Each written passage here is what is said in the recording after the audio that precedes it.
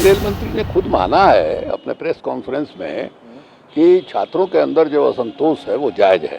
ये group D में mains examination का बात ही नहीं समझ में आती है। विज्ञापित तो किया नहीं था कि आप इस तरह से 2 चरण में आप एग्जामिनेशन लीजिएगा। इसको लेकर के भी लड़कों में रोष है। यानी नालायकियत के वजह से ये सारी बातें हुई हैं। और हमारी अर्थव्यवस्था में इतनी ताकत नहीं है कि वो सबको जो है सरकारी नौकरी दे सके। धमकी दे रहे हैं कि आप चुपचाप रहिए, आपको जिंदगी भर हम नौकरी नहीं देंगे। ये चेतावनी क्या है? इतनी हालत खराब है नौजवानों की जिसकी कोई हिसाब किताब नहीं है। नमस्कार, मेरा नाम आलोक है। आप लाइव स्ट्रीम देख रहे हैं। आरआरबी एनटीपीसी के रिजल्ट्स को लेकर छात्रों का हंगामा काफ़ी ज़्यादा बढ़ रहा है। कई शहरों में हम अब ये देख रहे हैं कि छात्र जो हैं वो सड़कों पर उतर रहे हैं, रेल पटरियों पर जाकर बैठ जा रहे हैं, क्योंकि करोड़ों की संख्या में जिन छात्रों ने परीक्षा दी थी, अब जब रिजल्ट आया है तो उनका कहना है कि उनके साथ अन्याय हुआ है। अब कई शिक्षकों का यह कहना है कि रेलवे बोर्ड काफ़ी देर कर रहा है। अब जब रेल मंत्रालय की ओर से प्रेस कॉन्फ्रेंस किया गया है, खुद रेल मंत्री सामने आए हैं, तब भी असंतोष का भाव छात्रों के चेहरे पर से गायब नहीं हो रहा है। इस वक्त शिवानंद तिवारी आरजेडी के राष्ट्रीय उपाध्यक्ष काफ़ी अनुभवी हैं। बेरोजगारी का मुद्दा तो खैर वो है ही। इसको हम आसान शब्दों में समझेंगे आपसे कि आखिर ये छात्रों का जो आक्रोश है, 2019 में विज्ञापन निकलता है, फिर 2021 में एग्जाम होता है, 22 में रिजल्ट आता है, अभी भी असंतोष है। रेल मंत्री ने पीसी कर दिया है लेकिन फिर भी असंतोष है। रेल मंत्री ने खुद माना है अपने प्रेस कॉन्फ्रेंस में कि छात्रों के अंदर जो असंतोष है वो जायज है। उन्होंने खुद माना है। देखिए, आपने खुद बताया कि 2019 में विज्ञापन निकला और विज्ञापन ये कहकर निकला था कि तुरंत इसका हम प्रोसेस पूरा करके इसकी बहाली कर देंगे। अब इंतजार करते करते लड़के 2022 में आपने इम्तहान लिया। इम्तहान भी आपने इस ढंग से लिया जिसके बारे में पहले आपने विज्ञापन में नहीं कहा था। और नतीजा ये हुआ कि जो ग्रेजुएट लड़का है, जो इंटरमीडिएट लड़का है, दोनों का अलग अलग जो आपने क्वालिफिकेशन लिखा था अलग अलग जॉब में, वो आरटीपीसी में कई तरह के जॉब थे, उसमें अलग अलग आपने एजुकेशनल क्वालिफिकेशन रखा था। किसी में आप बीए मांग रहे थे, किसी में आप इंटरमीडिएट मांग रहे थे। सबका इम्तहान आपने एक साथ लिया। अब मान लीजिए कि जो बीए कैटेगरी वाले लड़के ने इम्तहान दिया, उसमें आईए वाले भी जो भरे हुए थे आईए में फार्म, लेकिन जिनके पास वो भी बैठ गए। अब आईए वाले को ज़्यादा नंबर आ गया, बीए वाले को कम नंबर आ गया। दूसरे ये हुआ कि एक एक लड़का जो है एक से अधिक जॉब के लिए एग्ज़ाम दिया। हाँ, और उसमें जो है वो एक लड़का जो है 3 जगह 4 जगह 2 जगह आ गया। अब नतीजा हुआ कि जो वैकेंसी थी, वो वैकेंसी जो है वो घट गई संख्या के हिसाब से। एक लड़का 4 जगह जाके ऑक्युपाई कर लिया। तो स्वाभाविक है कि जितने लोगों का था उसमें संख्या के हिसाब से देखा जाए तो सबका कम हो गया। अब लोग यही चाह रहे थे। इसी बीच में एक दूसरे एग्जाम का भी डेट निकाल दिया। अचानक कह दिया कि अब मेंस एग्जाम भी हम लेंगे। हाँ, अब पहले ये ग्रुप डी में मेंस एग्जामिनेशन का बात ही नहीं समझ में आती है। एक जमाने में ग्रुप डी के लिए अभी हाल तक एग्जामिनेशन नहीं होता था। ग्रुप डी में ऐसे ही बहाली हो जाती थी। हमने देखा है लालू यादव के समय भी, नीतीश कुमार के समय भी, रामविलास पासवान के समय भी ग्रुप डी में भी एग्जाम होगा और इंटरव्यू होगा। ये सिलसिला अभी हाल में शुरू हुआ है। तब ग्रुप डी में आपने कहा कि जो मेंस भी लेंगे और उसके क्या प्रिलिमिनरी भी लेंगे और उसके बाद फिर दूसरा जो है मेंस भी लेंगे। अब इसके लिए कहीं से आपने विज्ञापित तो किया नहीं था कि आप इस तरह से 2 चरण में आप एग्जामिनेशन लीजिएगा। इसको लेकर के भी लड़कों में रोष है। तो कुल मिला जुला करके ये जो रेलवे रिक्रूटिंग बोर्ड है, ये उसके नालायकियत के वजह से ये सारी बातें हुई हैं। आपको लगता है कि छात्रों का गुस्सा जायज है जो सड़कों पर उतर? बिल्कुल जायज है। और देखिए, बेरोजगारी का आलम, आपने खुद कहा कि बेरोजगारी की स्थिति है। इसी में 1,30,000 पद की वैकेंसी थी और 1.5 करोड़ लड़कों ने एग्जामिनेशन दिया। अब 1.5 करोड़ में आप लीजिएगा तो जितनी आपकी वैकेंसी है उतनी 1,30,000 लीजिएगा। बाकी जो लड़के हैं वो तो फिर सड़क पर रहेंगे। उनका क्या होगा? लगभग तो 1 करोड़ से अधिक युवा तो फिर बेरोजगार ही होंगे। भाई, बिहार में आपको 50% से ज़्यादा आबादी 25 वर्ष और उससे कम लड़कों की है। 65% आबादी बिहार में आपको 35 से कम वालों की है। हमारे यहाँ वर्किंग पॉपुलेशन माना जाता है, काम करने योग्य पॉपुलेशन 15 वर्ष से लेकर के 55 वर्ष के उम्र के बीच के जो लोग हैं उनकी संख्या, उसका अंदाज आप लगाइए। और बेरोजगारी इतनी भयानक है कि आप सरकारी नौकरी से आप बेरोजगारी को दूर नहीं कर सकते। और हमारी अर्थव्यवस्था में इतनी ताकत नहीं है कि वो सबको जो है सरकारी नौकरी दे सके।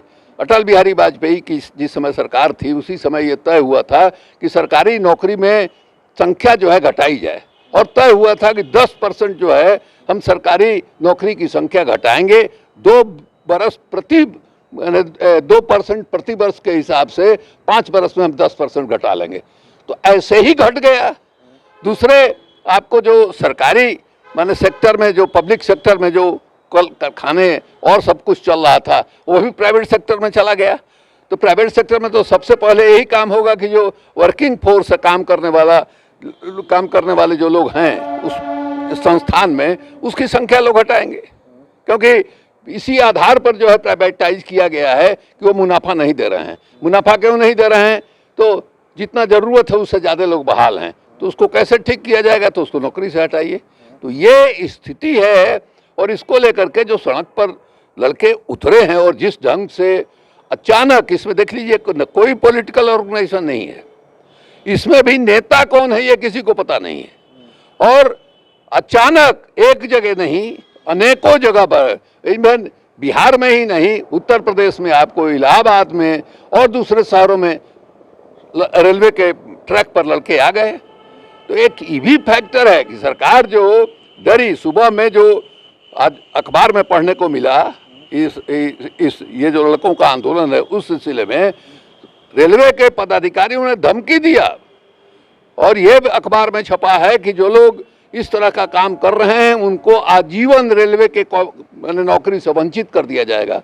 धमकी दी गई, अहंकार की भाषा। वो तो चेतावनी थी, आप उसे धमकी कह रहे हैं। धमकी दे रहे हैं, धमकी ही है। वो तो चेतावनी है कि आप अनलॉफुल एक्टिविटी कीजिएगा, सरकारी संपत्तियों को हानि नहीं हुआ भाई, धमकी दे रहे हैं कि आप चुपचाप रहिए, आपको जिंदगी भर हम नौकरी नहीं देंगे। ये चेतावनी क्या है? ये तो बिल्कुल धमका रहे हैं कि आप जो ऐसा कीजिएगा तो आपको हम नौकरी नहीं देंगे। आपके पास हाथ में अधिकार होता तो कहते कि सरकार ये नौकरी नहीं देंगे।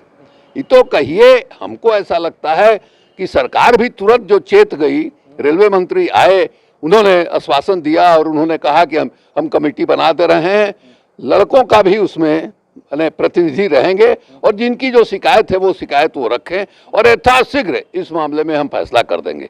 क्योंकि शिकायत क्या है ये भी सामने आ चुका है, उसके बारे में भी जांच करने का, लड़कों से पिटीशन लेने का कोई मतलब नहीं है। स्पष्ट तौर पर लड़कों की शिकायत जो है सामने आ गई है।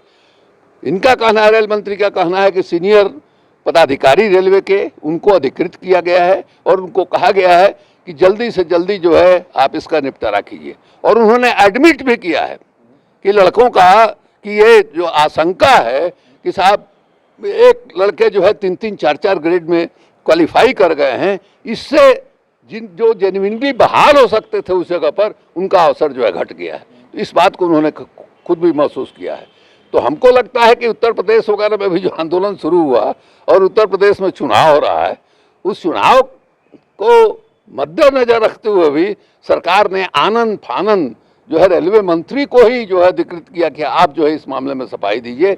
रेलवे मंत्री ने खुद आकर के बने बजाबते प्रेस कॉन्फ्रेंस के जरिए जो है लड़कों को आश्वस्त किया है कि हम जांच करेंगे, यथाशीघ्र इसकी फैसला कर देंगे। लेकिन ये एकदम चेतावनी है, ये वार्निंग है। जिस ढंग से लड़के सड़क पर आए, आगे ये मामला जो है बहुत ही गंभीर बनने वाला है।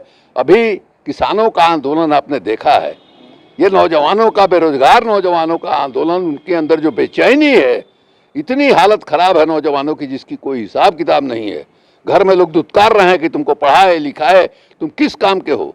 ये स्थिति पैदा हो गई है, ये विस्फोट होगा। इसलिए हमको ऐसा लगता है कि जो विकास का जो हम लोगों ने रास्ता अख्तियार किया है, और ये एक गलतफहमी है कि कल कारखाना लगेगा उससे हम बेरोजगारी दूर कर लेंगे। जैसे हमारे यहाँ बिहार में नीतीश कुमार की सरकार और उनके लोग कहते हैं कि हमको विशेष राज्य का दर्जा मिल जाएगा तो कल कारखाना मिलेगा।